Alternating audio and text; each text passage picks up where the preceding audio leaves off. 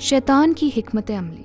जैसे जैसे मसीह की आमद का वक्त करीब आ रहा है, हमें ये तवक्को रखनी चाहिए कि शैतान खुदा की निजात के मंसूबे में खलल डालने की अपनी पूरी कोशिशों को तेज करेगा। मैं नवीद मलिक आज इस मौजू पर रोशनी डालने के लिए हाजिर खिदमत हूं। मैं दो बातें कहना चाहूंगा। पहली, मेरे ख्याल में शैतान ने जब से गुनाह दुनिया में दाखिल हुआ है, यीशु मसीह की इंजील में मुदाखलत करने की अपनी कोशिशों को मजीद बढ़ाया है, और ऐसा ही हुआ है। लेकिन आप देखेंगे कि इस अरसा में वो मजीद तेजी से काम कर रहा है। हम पढ़ते हैं, फिर आसमान पर एक बड़ा निशान दिखाई दिया यूहन्ना को, यानी एक औरत नजर आई जो आफताब को ओढ़े हुए थी और चांद उसके पांव के नीचे था और 12 सितारों का ताज उसके सर पर।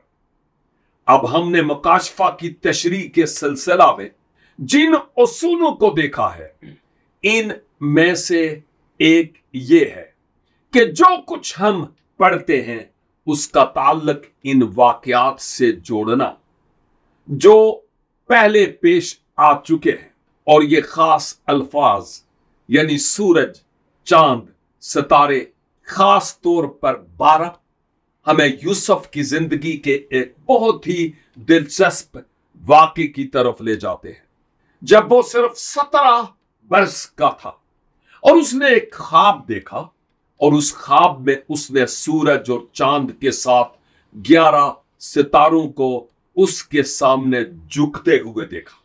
ये इशारा इसके बाप याकूब और इसकी मां राखल की तरफ है, और इसीलिए यहां आपके पास ऐद अतीक का एक इशारा है जिसमें इन्हीं अल्फाज का इस्तेमाल किया गया है। अब यहां 12 सितारे हैं क्योंकि वो इस खास सूरत हाल में शामिल है। तो ये हमें क्या बताता है? इससे यह जाहिर होता है कि ये औरत यकीनी तौर पर इस्राइल की तरफ इशारा करती है, और अगर आप अहद अतीक का मुतालिया करें तो आप देखेंगे कि अक्सर इस तरह की जबान और अल्फाज मुस्तअमल है। अब आप ये नतीजा सिर्फ मखसूस हवालाजात से उख्ज नहीं कर सकते, लेकिन ये इसकी तरफ इशारा करते हैं क्योंकि जब यूसुफ ने यह ख्वाब देखा तो वो इस्राइल या याकूब के 12 बेटों में से एक की तरफ काम कर रहा था। वो हामिला थी। अब इससे हमें एक इशारा मिलता है, और दर्दे ज़ह में चिल्लाती थी और बच्चा जनने की तकलीफ में थी। फिर एक और निशान आसमान पर दिखाई दिया। वहां एक बहुत बड़ा सुर्ख लाल अजदहा था। हम बाद में देखेंगे कि इसको शैतान के तौर पर शनाख्त किया जाता है, यानी एक बड़ा लाल अजदहा, उसके 7 सर, 7 सरों के बारे में बहुत दिलचस्प ख्यालात मौजूद हैं। कुछ लोगों का ख्याल है कि ये उस वक्त तक की तमाम आलमी ताकतें हैं जब मुखालिफ मसीह इक्तदार संभालेगा, और 10 सींग थे। बाद में 10 सींगों की शिनाख्त 10 बादशाहों के तौर पर की जाती है, और अगर आप दानियेल की किताब की तरफ वापस जाएं तो आपको 10 का हवाला मिलेगा, और 10 में से मुखालिफ मसीह आएगा। यह अलामत है कि आप राबता उस्तवार करने में बहुत वक्त गुजार सकते हैं, लेकिन ये वो अहम नुक्ता नहीं है जिस पर मैं यहां बात करना चाहता हूं, और उसके सरों पर 7 ताज। ये अब शैतान को बयान कर रहा है।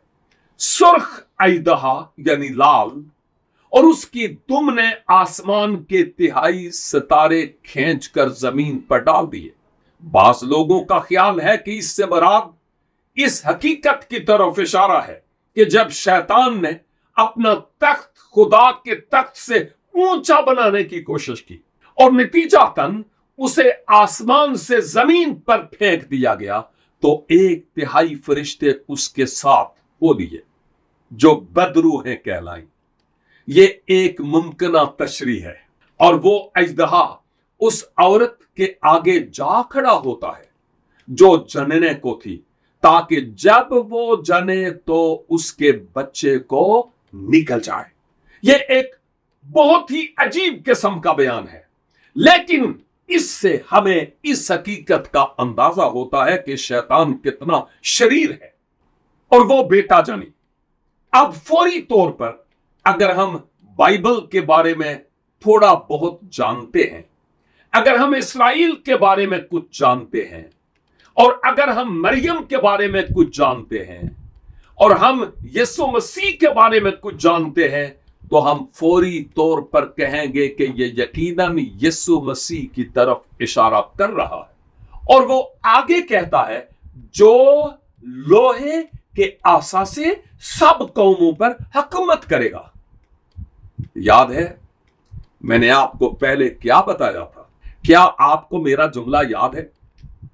क्योंकि ये यीशु मसीह है जो एक लोहे के आसा के साथ हुक्मरानी और बादशाही करेगा, और उसका बच्चा यकायक खुदा और उसके तख्त के पास तक पहुंचा दिया गया। और वो औरत उस बियाबान को भाग गई जहां खुदा की तरफ से उसके लिए एक जगह तैयार की गई थी, ताकि वहां 1260 दिन तक उसकी परवरिश की जाए। और यहां हमारे पास 3.5 साल का एक बराह रास्त हवाला मौजूद है, यानी बड़ी मुसीबत का जमाना, और इसको अलामती तौर पर लेने की कोई वजह मौजूद नहीं है। यह यकीनन इसी दौर की बात है। इसको एक दौर और दौरों और नीम दौर भी कहा जाता है, दानियल 7 बाब की 25 आयत के मुताबिक, जिसका तर्जमा साल भी किया जाता है। इन 3.5 सालों में शामिल महीनों की 3.5 साल तादाद का भी हवाला मौजूद है।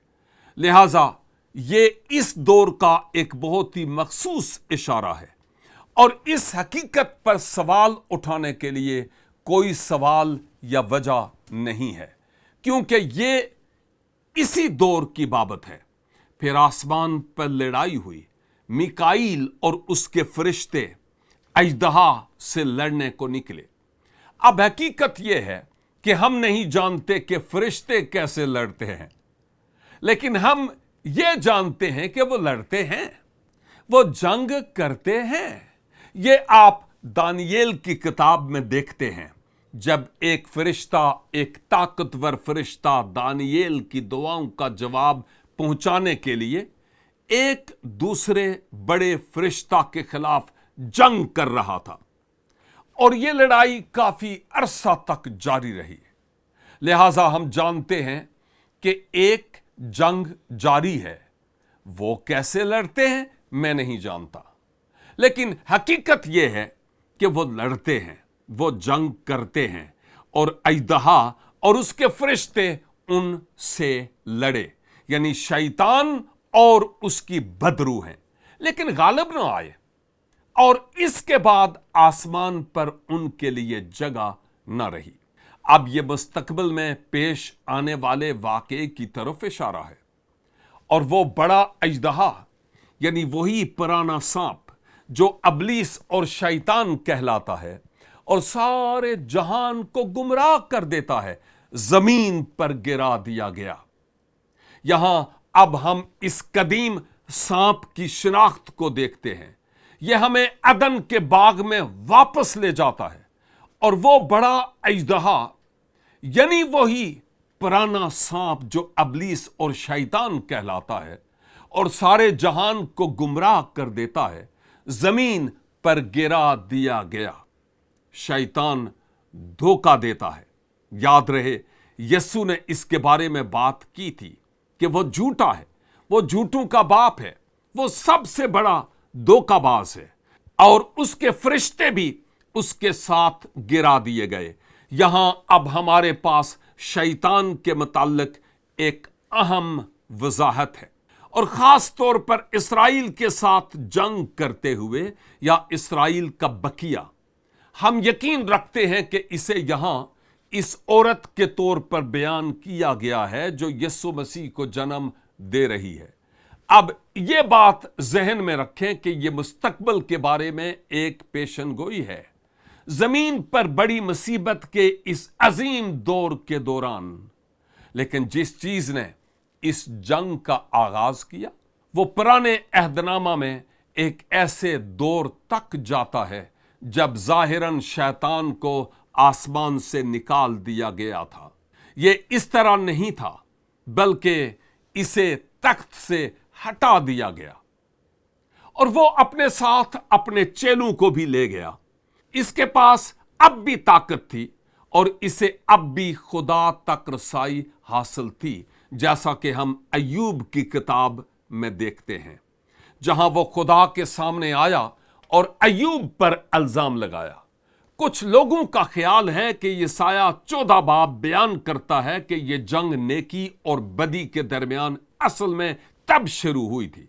यसाया 14 बाब में ए सुबह के रोशन सितारे, यह शैतान अबलीस है, तू क्यों कर आसमान पर से गिर पड़ा? ए कौमों को पस्त करने वाले, तू क्यों कर जमीन पर पटका गया? तू तो अपने दिल में कहता था मैं आसमान पर चढ़ जाऊंगा, मैं अपने तख्त को खुदा के सितारों से भी ऊंचा करूंगा। ये खुदा के फरिश्ते हैं और मैं शुमाली अतराफ में जमात के पहाड़ों पर बैठूंगा। 14 में बादलों से भी ऊपर चढ़ जाऊंगा, मैं खुदा ताला की मानिंद हूंगा। यह है लूसीफर, यह है इब्लीस, एक फरिश्ता। गुनाह करने से पहले एक जबरदस्त फरिश्ता था, लेकिन उसने गुनाह किया। उसने हर चीज पर काबिज होना चाहा, लेकिन तू पाताल में गड़े की तह में उतारा जाएगा। अब इससे एक बार फिर इस बात का अंदाजा लगाया जा सकता है कि मुकाशफा की किताब में क्या होने वाला है जब इसको बंद कर दिया जाएगा और 1000 साल तक गड़े में रखा गया। लिहाजा आप देखते हैं, बुनियादी तौर पर जब आप इन आयात को पढ़ते हैं तो बहुत बार इसमें बहुत सारी तारीख, बहुत सारे वाकयात का अहाता किया जाता है। और जब आप पूरी किताब मुकद्दस का मुतालिया करते हैं तो इससे आपको इन आयात में मौजूद खला को समझने और पुर करने में मदद मिलती है। अब जाहिर है कि शैतान इन तमाम बुरे फरिश्तों का हाकिम है। ये सब उस वक्त भी मौजूद थे जब खुदा ने आदम और हवा को पैदा किया था। बस शैतान फौरन गुमराह करने की कोशिश करता है और वो आदम और हवा को गुमराह करने में कामयाब होता है। और जब ऐसा होता है तो खुदा मुदाखलत करता है और शैतान को एक मखसूस हद तक सजा सुनाता है और वो कहता है, और मुझे यकीन है कि ये शैतान के बारे में कहा गया है, पैदाइश 3:15, और मैं तेरे और औरत के दरमियान और तेरी नस्ल और औरत की नस्ल के दरमियान अदावत डालूंगा। अब औरत की नस्ल किसकी तरफ इशारा है? यीशु मसीह की तरफ। वो तेरे सर को कुचलेगा और तू उसकी एड़ी पर काटेगा। दूसरे लफ्जों में, तुझे कुचल दिया जाएगा। तू यीशु को तबाह करने की कोशिश करेगा, लेकिन तू सिर्फ इसकी एड़ी को पकड़ सकता है, लेकिन यीशु को गिरा नहीं सकता। लेकिन वो तुझे कुचल देगा, क्योंकि मैं तेरे सर पर वार करूंगा। अब मेरे ख्याल में यह खुदा की तरफ से शैतान के लिए एक नबुव्वती बयान है। इसे यह पसंद नहीं आया। खुदा ने इसकी आजादी को खत्म नहीं किया, उसने उसकी आजादी को महदूद कर दिया। لیکن خدا نے اسے آزادی دی. ہم یہ سب ابھی نہیں سمجھ پائیں گے لیکن کسی دن سمجھیں گے. لیکن ہم یہ بھی جانتے ہیں کہ جب گناہ دنیا میں داخل ہوا، وہ گناہ جسے لانے میں شیطان ملوث تھا، آدم اور حوا اپنے اعمال کے ذمہ دار تھے، لیکن شیطان ہی تھا جس نے انہیں دھوکہ دیا اور اس کے نتیجہ میں گناہ دنیا میں داخل ہوا. شیطان کو یہ بہت پسند آیا. تو سوال یہ ہے، اگر شیطان آج بھی اتنا ہی طاقتور ہے جتنا وہ بائبل کی تاریخ میں رہا اور ہے اور رہے گا، وہ آج بھی اتنا ہی طاقتور ہے جتنا وہ کبھی تھا.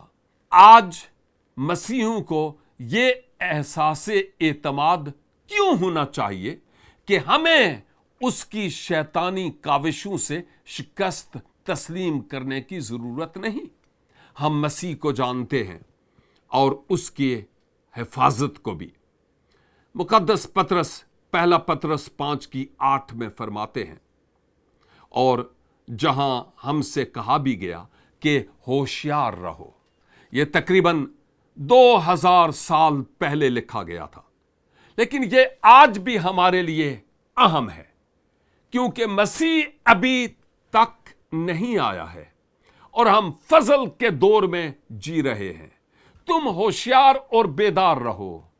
کیا آپ جانتے ہیں وہ آج بھی اپنی تمام تر کوششیں کر رہا ہے؟ تمہارا مخالف ابلیس گرجنے والے شیر ببر کی طرح ڈھونڈتا پھرتا ہے کہ کس کو پھاڑ کھائے. وہ ابھی بھی غصے میں ہے اور اسے مزید طیش آ رہی ہے. اس کا مقابلہ کرو. آپ فاتح ہو سکتے ہیں تم ایمان میں مضبوط ہو کر اور یہ جان کر اس کا مقابلہ کرو کہ تمہارے بھائی جو دنیا میں ہیں ایسے ہی دکھ اٹھا رہے ہیں. دوسرے لفظوں میں شیطان اب بھی کام کر رہا ہے اور وہ بہت سے مصائب کا سبب بن رہا ہے، لیکن آپ خدا کی مدد سے اسے شکست دے سکتے ہیں. یہی ہم نے یعقوب میں پڑھا ہے، پس خدا کے تابع ہو جاؤ اور ابلیس کا مقابلہ کرو. یہ وہ ہستی ہے جس کا مکاشفہ کے اس اقتباس میں بیان کیا گیا ہے.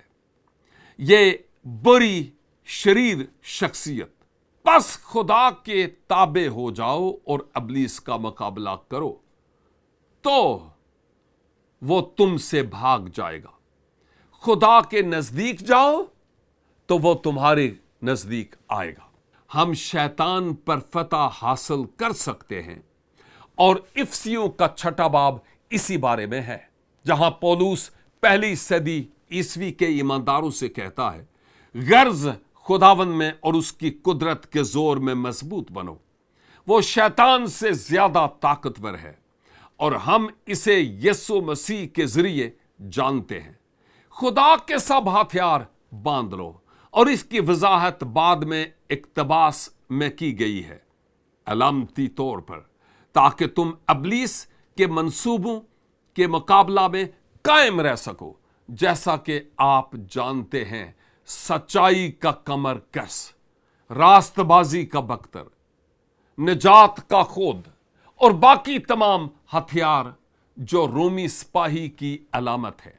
اور ہم انفرادی طور پر، شادی شدہ جوڑوں کے طور پر، خاندانوں کے طور پر، ایک کلیسیا کے طور پر شیطان کے برخلاف کھڑے ہو سکتے ہیں. کیونکہ یہ کتنا دلچسپ ہے جب کہا جاتا ہے کہ مضبوط بنو تاکہ تم، یہ تکسیری اصطلاحات ہیں. شیطان کو شکست دینے کے لیے ہمیں شیطان کے خلاف ایک کلیسیا کے طور پر، ایمانداروں کے طور پر، شادی شدہ جوڑوں کی حیثیت سے ایک ساتھ کھڑے ہونے کی ضرورت ہے. انفرادی طور پر بھی، جی ہاں بالکل، لیکن اجتماعی طور پر بھی.